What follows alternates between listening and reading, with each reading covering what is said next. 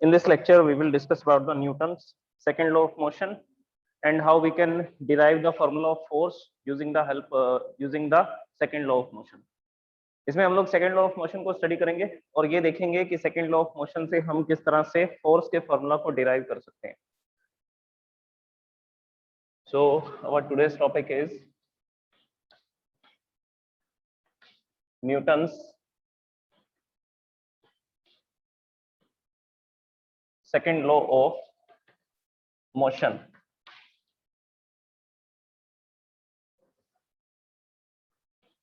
इसको बोला जाता है लॉ ऑफ मोमेंटम. जो फर्स्ट लॉ थी उसको लॉ ऑफ इनर्शिया बोलते हैं and this law is also known as law of momentum. देखिए कल के लेक्चर में मैंने आपको मोमेंटम के बारे में एक्सप्लेन किया था. मोमेंटम एक फिजिकल क्वांटिटी है, वेक्टर क्वांटिटी है, जिसकी मैग्नीट्यूड के साथ साथ डायरेक्शन भी होगी. और डायरेक्शन क्या होगी? जो डायरेक्शन वेलोसिटी की होगी वही डायरेक्शन मोमेंटम की होगी. और मोमेंटम को किससे लिखा जाता है? What is the definition of momentum?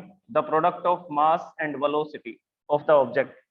Object का जितना भी मास है और उसके पास जो भी वेलोसिटी है, वो जिस भी वेलोसिटी से मूव कर रहा है, इन दोनों के प्रोडक्ट को क्या बोला जाता है? मोमेंटम बोला जाता है.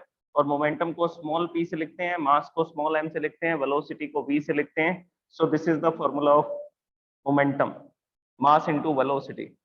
यूनिट क्या होगी इसकी? SI unit. मास को मेजर करते हैं किलोग्राम में, वेलोसिटी को मेजर करते हैं मीटर पर सेकंड में.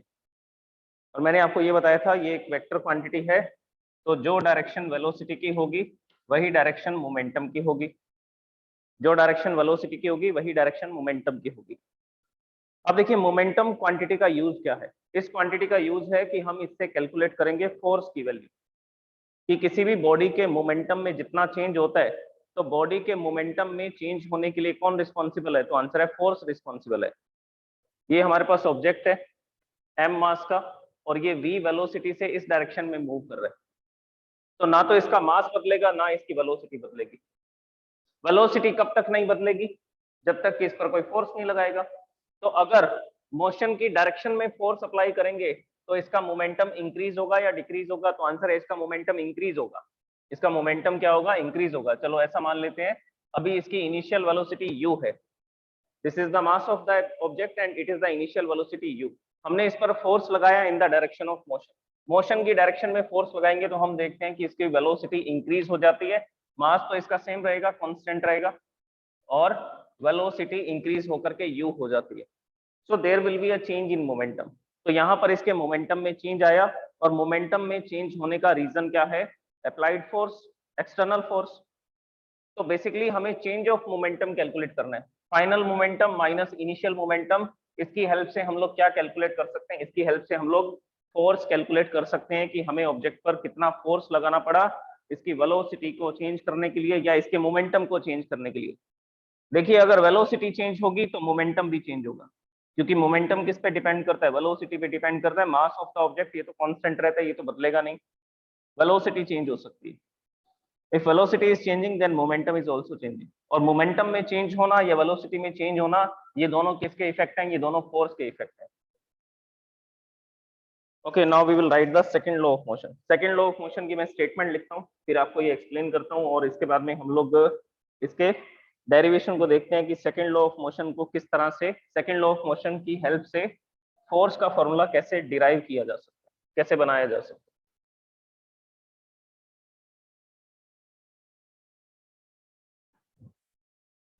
Okay, so the second law of motion is the rate of change of momentum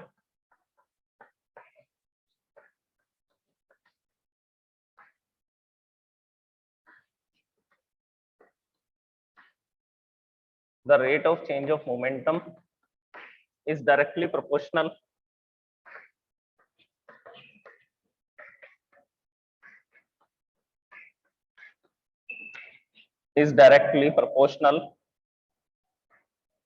to the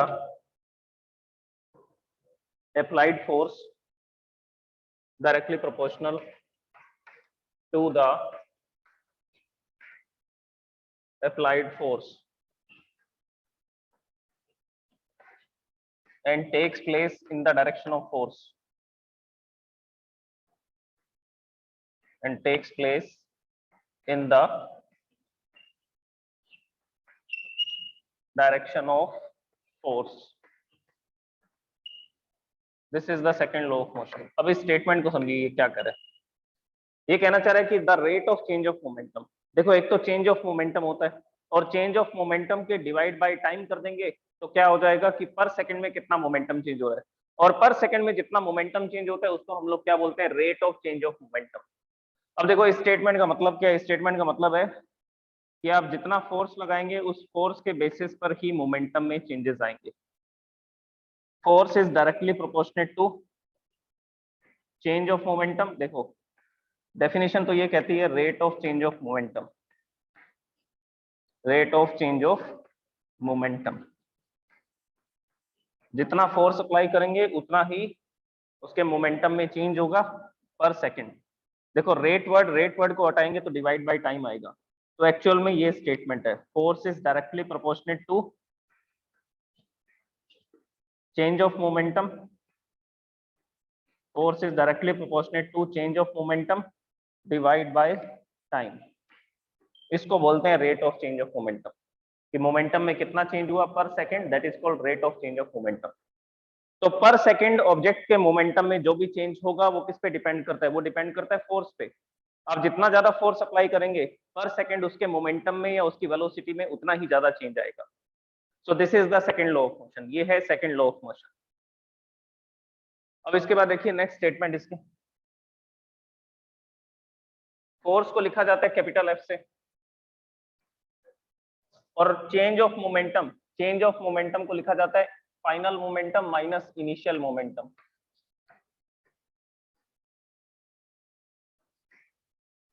final momentum minus initial, change ऐसे ही निकालते हैं, फाइनल माइनस इनिशियल से चेंज कैलकुलेट किया जाता है। Final momentum minus initial momentum divide by time. अब इनके भी सिंबल्स को पुट कर देते हैं, चलो इसको भी एक बार फोर्स ही लिख देते हैं। फोर्स की जगह पे लिखेंगे एफ।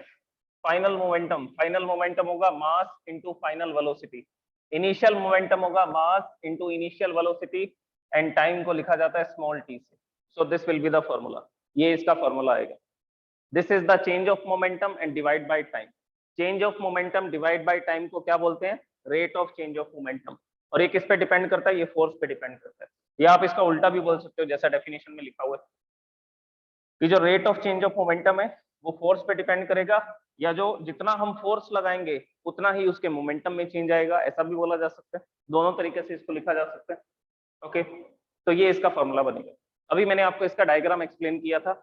डायग्राम क्या था, डायग्राम ये था कि हमारे पास ये जो ऑब्जेक्ट है इसका मास है m, now it is moving with the initial velocity u। ये इनिशियल वेलोसिटी u से मूव कर रहा है, और जैसे जैसे ये आगे की तरफ बढ़ेगा हमने इस पर क्या लगाया, हमने इसके मोशन की डायरेक्शन में इस पर फोर्स लगाया, और जैसे ही फोर्स लगाया, फोर्स लगाते ही इसकी वेलोसिटी इंक्रीज होकर के v हो चुकी है। तो इनिशियल वेलोसिटी u थी, फाइनल वेलोसिटी v हो चुकी है। तो हमारा ऑब्जर्वेशन ये था कि ऑब्जेक्ट के पास जो मास था और इनिशियल वेलोसिटी u से मूव कर रहा था वो, और हमने इस पर फोर्स अप्लाई किया। जैसे ही अप्लाइड फोर्स लगाया, एक्सटर्नल फोर्स लगाया, एक्सटर्नल फोर्स लगाते ही इसकी वेलोसिटी u से v हो चुकी है। तो इसके मोमेंटम में चेंज आ चुके हैं। पहले इसका मोमेंटम कितना था, m into you, mass into velocity. ये इसका मास है, ये इसकी वेलोसिटी है, तो मास इंटू वेलोसिटी करेंगे, this is the initial momentum. Mass into final velocity, जहां पर फाइनल वेलोसिटी आती है v आती है, वो फाइनल मोमेंटम है। तो फाइनल मोमेंटम में मैंने mv लिखा है because v is the final velocity. Final velocity final momentum को बताएगा, इनिशियल वेलोसिटी जहां आ रहा है वो इनिशियल मोमेंटम को बताएगा। So this is the mass into velocity final momentum, and mass into velocity this is the initial momentum mu। और कितना टाइम लगा इसकी वेलोसिटी चेंज होने में, u से v होने में इसको कितना टाइम लग रहा है, t टाइम लग रहा है। So this is the diagram of this formula। इस फॉर्मूला के लिए हम लोग ये डायग्राम बना सकते हैं। अच्छा, अब इसमें हम लोग ऐसा करते हैं कि m कॉमन आ रहा है, मास को कॉमन ले लेते हैं, F प्रोपोर्शनेट टू m और v माइनस u। m यहाँ से कॉमन आएगा, ये हो जाएगा v माइनस u और डिवाइड बाई t रह जाएगा। और ये हमने स्टडी किया हुआ है क्या, v minus U upon T, rate of change of velocity is called acceleration. ये क्या होता है, change of velocity, final velocity minus initial velocity divide by time. Divide by time आता है इसीलिए तो हम लोग क्या बोलते हैं, rate of change of velocity. और rate of change of velocity को क्या लिखते हैं, एक्सेलरेशन। तो यहाँ पर v minus U upon T के प्लेस पर क्या वैल्यू पुट कर देंगे, ये वैल्यू पुट कर देंगे और एक्सेलरेशन लिख देंगे। So the formula of the force is directly proportionate to mass into acceleration. अब क्या करेंगे, यहाँ से प्रोपोर्शनेट के सिंबल को हटाएंगे। अब देखो डिफरेंट डिफरेंट टाइप के एक्सपेरिमेंट किए जाएंगे। उन एक्सपेरिमेंट से ये सामने आएगा कि फोर्स और किसी क्वांटिटी पे डिपेंड नहीं करता। हमने एक्सपेरिमेंट किया 20 डिग्री सेल्सियस पर, देखा 20 न्यूटन का फोर्स लगाते हैं तो इसकी वेलोसिटी u से v हो जाती है। फिर से हमने एक्सपेरिमेंट किया 100 डिग्री सेल्सियस टेम्परेचर के रूम में, और 100 डिग्री सेल्सियस के टेम्परेचर के रूम में फिर से हम लोग 20 न्यूटन का फोर्स लगाते हैं, फिर उसकी वेलोसिटी u से v हो जाती है। तो दोनों ही केस में सेम फोर्स लगाना पड़ा, पहले भी 20 न्यूटन लगाया, अभी भी 20 न्यूटन लगाया। पहले टेम्परेचर रूम टेम्परेचर था, अब टेम्परेचर 100 डिग्री सेल्सियस है। तो क्या फोर्स टेम्परेचर पे डिपेंड करता है, तो आंसर है फोर्स टेम्परेचर पे डिपेंड नहीं करता। तो हम उस क्वांटिटी को इस फॉर्मूला में इंट्रोड्यूस नहीं करेंगे। इसी तरह से जो फोर्स है वो प्रेशर पे भी डिपेंड नहीं कर रहा, फोर्स और किसी फिजिकल क्वांटिटी पे डिपेंड नहीं कर रहा। तो फोर्स के फॉर्मूला में सिर्फ ये दो ही क्वांटिटी आ रही है, इन दो चीजों पे ये डिपेंड करता है, मास पे डिपेंड करता है और एक्सेलरेशन पे, मतलब कि पर सेकंड वेलोसिटी में कितना चेंज आ रहा है इस पे डिपेंड करता है। तो प्रोपोर्शनेट का सिंबल हटाने के बाद फिजिक्स में क्या किया जाता है, एक कांस्टेंट अप्लाई किया जाता है। प्रोपोर्शनेट का सिंबल हटाते हैं और यहाँ पर एक कांस्टेंट लगाते हैं। कांस्टेंट ये बताता है कि शायद फोर्स किसी और क्वांटिटी पे डिपेंड करता होगा, लेकिन ये तो करता ही नहीं है। तो हम k की वैल्यू क्या पुट कर देंगे, 1 पुट कर देंगे। क्यों पुट करेंगे उसका कारण भी आपको बताता हूँ। तो यहाँ लिखेंगे इन SI यूनिट में k की वैल्यू को 1 डिसाइड किया गया। और अगर आप k की वैल्यू को 1 पुट करोगे तो फोर्स का फॉर्मूला क्या बन जाएगा, मास into acceleration. So this is the formula of the force, mass into acceleration. एक फॉर्मूला और बन सकता है, एक्सेलरेशन की जगह पर क्या लिख सकते हैं, v minus U upon T लिख सकते हैं। तो फोर्स का ये वाला फॉर्मूला भी बन सकता है, ये फॉर्मूला भी लिख सकते हैं, और ये भी लिखा जा सकता है mv minus mu divide by T. तो आपको ये दो फॉर्मूला याद रखने हैं, वो डिपेंड करेगा कि क्वेश्चन में कौन सा फॉर्मूला अप्लाई करना है। अगर मोमेंटम दे रखे हैं तो final momentum minus initial momentum divide by time कर देंगे, तो ये फॉर्मूला यूज कर सकते हैं। देखो एक्सेलरेशन की आप वैल्यू पुट करोगे v minus U upon T, ये वैल्यू पुट करोगे, मास का मल्टीप्लाई करोगे, mv minus mu divide by T आ जाएगा। तो फोर्स के दो फॉर्मूले हैं, अगर मास और एक्सेलरेशन दे रखा है तो इससे कैलकुलेशन हो जाएगी। अगर क्वेश्चन में मोमेंटम दे रखे हैं और टाइम बता रखा है तो final momentum minus initial momentum divide by time लिखेंगे, फिर इससे भी फोर्स की कैलकुलेशन कर सकते हैं। अब ये k की वैल्यू 1 कैसे आई, तो उसके लिए हमें फोर्स की एक डेफिनेशन सेट करनी पड़ेगी। वो डेफिनेशन देखो क्या होगी, ये इसका डेरिवेशन है, this is the derivation of the force. इस डेरिवेशन के थ्रू हम लोग किसकी वैल्यू कैलकुलेट कर रहे हैं, हम लोग फोर्स की वैल्यू कैलकुलेट कर रहे हैं। तो ये फोर्स का फॉर्मूला बन चुका है मास इनटू एक्सेलरेशन, और ये बहुत इंपॉर्टेंट टॉपिक है इस चैप्टर का। Second law of motion is very important, और ये डेरिवेशन पेपर के अंदर बार बार पूछा जाता है। 9th क्लास के जब भी एग्जाम्स होते हैं, टेस्ट होते हैं, तो इनमें ये डेरिवेशन पूछा जाता है कि ये किस तरह से ये फॉर्मूला को बनाया गया। ओके, अब आप आगे की कहानी सुनिए। मैं बता रहा था k की वैल्यू 1 कैसे आई, इसको डिसाइड करते हैं। तो इसके लिए हमें क्या करना पड़ेगा, फोर्स की कुछ डेफिनेशन बनानी पड़ेगी, यूनिट भी बनानी पड़ेगी। यूनिट भी कहाँ बनाई है हमने, देखो इस फॉर्मूला से यूनिट बना लेते हैं, मास इनटू एक्सेलरेशन। तो सबसे पहले मैं यूनिट की बात कर रहा हूँ, फिर हम लोग k की वैल्यू की बात करते हैं। Force is equal to mass into acceleration. तो मास को किस में मेजर करते हैं, तो आंसर है मास को मेजर करते हैं किलोग्राम्स में, एक्सेलरेशन को मेजर करते हैं मीटर पर सेकंड स्क्वायर में। तो kilogram metre per second square, ये इतना बड़ा बोलना मुश्किल है बार बार, तो हमने इसका क्या नाम रख दिया, kilogram metre per second square. Kilogram metre per second square को क्या बोला जाता है, न्यूटन, और इसको किससे लिखते हैं, कैपिटल एन से लिखते हैं। तो न्यूटन का मतलब क्या होता है, kilogram metre per second square. Momentum की यूनिट क्या होती है, कल हमने स्टडी किया था मोमेंटम की यूनिट। मोमेंटम क्या होता है, मास इनटू वेलोसिटी। मास को मेजर करते हैं किलोग्राम में, वेलोसिटी को मेजर करते हैं मीटर पर सेकंड में। तो आप इन बातों का ध्यान रखेंगे। इसमें आता है kilogram metre per second square, इसमें आता है किलोग्राम मीटर पर सेकंड, इसमें सिर्फ पर सेकंड आता है, इसमें पर सेकंड स्क्वायर आता है। तो ये ध्यान रखना, ये मोमेंटम की यूनिट है और ये फोर्स की यूनिट है kilogram metre per second square, और इसको हम लोग किससे लिखते हैं, इसको हम लोग न्यूटन से लिखते हैं। क्लियर है सबको यूनिट कैसे बनाई गई? ओके, अब सुनिए 1 न्यूटन की डेफिनेशन को सेट करते हैं। ये मैं यहां पर लिख करके छोड़ देता हूं। न्यूटन क्या होता है? Kilogram metre per second square. Kilogram metre per second square को न्यूटन बोलते हैं, और ये इसकी क्या है, ये इसकी एसआई यूनिट है, फोर्स की यूनिट है ये। अब देखिए एक्सपेरिमेंट के बारे में सुनिए, उस एक्सपेरिमेंट से हम लोग फोर्स की वैल्यू डिसाइड करेंगे। एक्सपेरिमेंट ये है कि मेरे पास एक ऑब्जेक्ट है, ये ऑब्जेक्ट 1 किलोग्राम मास है, इसका जो मास है वो 1 किलोग्राम है, और हमने क्या किया, हमने इस पर कुछ फोर्स लगाया, हमें नहीं पता वो कितना फोर्स था, इसकी वैल्यू डिसाइड करनी पड़ेगी ना। तो मैंने ये 1 किलोग्राम का ऑब्जेक्ट लिया और इस 1 किलोग्राम के ऑब्जेक्ट पर क्या किया, फोर्स अप्लाई करना शुरू किया। और फोर्स अप्लाई करने से क्या हुआ, पहले इसकी वेलोसिटी 0 थी, ये रेस्ट में था, अब ये मूव करना स्टार्ट कर दिया, और मूव करना स्टार्ट किया, और कितने एक्सीलरेशन से मूव कर रहे, तो आंसर है 1 metre per second square. 1 metre per second square का क्या मतलब है? 1 मीटर पर सेकंड स्क्वायर का मतलब है कि हर एक सेकंड में इसकी वेलोसिटी कितने इंक्रीज होगी, तो आंसर है 1। पहले इसकी वेलोसिटी 0 थी, नेक्स्ट सेकंड में हो जाएगी 1 metre per second, next second में हो जाएगी 2 मीटर पर सेकंड, फिर 3 metre per second, 4 metre per second. तो हर एक सेकंड में कितनी वेलोसिटी का चेंज आ रहा है, तो आंसर है 1 metre per second. So this is the acceleration, ये एक्सेलरेशन है, एक सेकंड में 1 मीटर पर सेकंड की वेलोसिटी इंक्रीज हो रही है। तो मैंने इस समय इस पर जितना भी फोर्स लगाया उसका नाम हमने क्या रख दिया, 1 न्यूटन।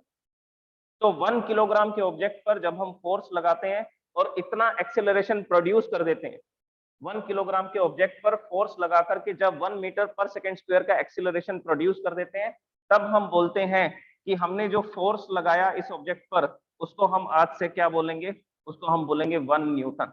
तो ये फोर्स को बोला जाता है 1 न्यूटन फोर्स। अब इस फॉर्मूला पे आओ, फॉर्मूला में वैल्यूज पुट करते हैं, ये वाले फॉर्मूला में F इज इक्वल टू के एम ए। फोर्स की वैल्यू क्या डिसाइड की गई है, फोर्स को बोला जा रहा है 1 न्यूटन। कब बोला जा रहा है, जब 1 किलोग्राम का ऑब्जेक्ट है और 1 मीटर पर सेकंड स्क्वायर का एक्सीलरेशन क्रिएट किया जा रहा है। This is the value of mass, this is the value of acceleration, and this is the value of force. F is equal to ma, ये formula लगाया हमने। तो हमने क्या किया, यहाँ पर इस फॉर्मूला के अंदर F इज इक्वल टू के एम ए, फोर्स की वैल्यू पुट कर दी, मास की वैल्यू पुट कर दी, एक्सीलरेशन की वैल्यू पुट कर दी। अब देखिए K की वैल्यू कितनी आ रही है, ये यूनिट्स हटा देता हूं मैं, यहाँ पर लिखा था हमने 1 न्यूटन, फोर्स है 1 न्यूटन, K की वैल्यू हमें पता नहीं है, मास है 1 किलोग्राम, एक्सीलरेशन है 1 metre per second square. So what is the value of K? K के मल्टीप्लाई में 1 आ रहा है तो ये तो K ही रहेगा, और इक्वल टू में 1 आ रहा है, so the next statement is K is equal to 1। तो ऐसा यूनिट में K की वैल्यू क्या होती है, K की वैल्यू 1 होती है। हमने न्यूटन की डेफिनेशन ऐसी सेट की है कि यहाँ पर कोई कांस्टेंट इस फॉर्मूला के अंदर नहीं आना चाहिए, क्योंकि फोर्स किसी दूसरी क्वांटिटी पे डिपेंड ही नहीं करता, सिर्फ इन दो क्वांटिटीज पे डिपेंड करता है, मास और एक्सेलरेशन पे। तो इस तरह से हम K की वैल्यू को 1 पुट करते हैं। कैसे पुट करते हैं, तो आंसर है 1 न्यूटन की डेफिनेशन से ये डिसाइड किया गया। 1 न्यूटन की डेफिनेशन क्या है, 1 न्यूटन की डेफिनेशन है when a force is applied on the 1 kilogram of object. जब कोई फोर्स लगाया जाता है, कुछ फोर्स अप्लाई किया जाता है, एक्सर्ट किया जाता है किसी 1 किलोग्राम के ऑब्जेक्ट पर, and it will create an acceleration of 1 metre per second square. और इतना फोर्स लगाने पर अगर 1 मीटर पर सेकंड स्क्वायर का एक्सेलरेशन क्रिएट होता है, then the force applied on that object is called 1 newton. If the force applied on the object of 1 kilogram is producing the acceleration of 1 meter per second square, then the force applied on that object is said to be 1 newton. तब उस object पर जो force लगाया जाएगा उस force को 1 Newton बोला जाएगा। तो ये इसके फॉर्मुलेशन है, और K की वैल्यू इस तरह से 1 डिसाइड की गई है।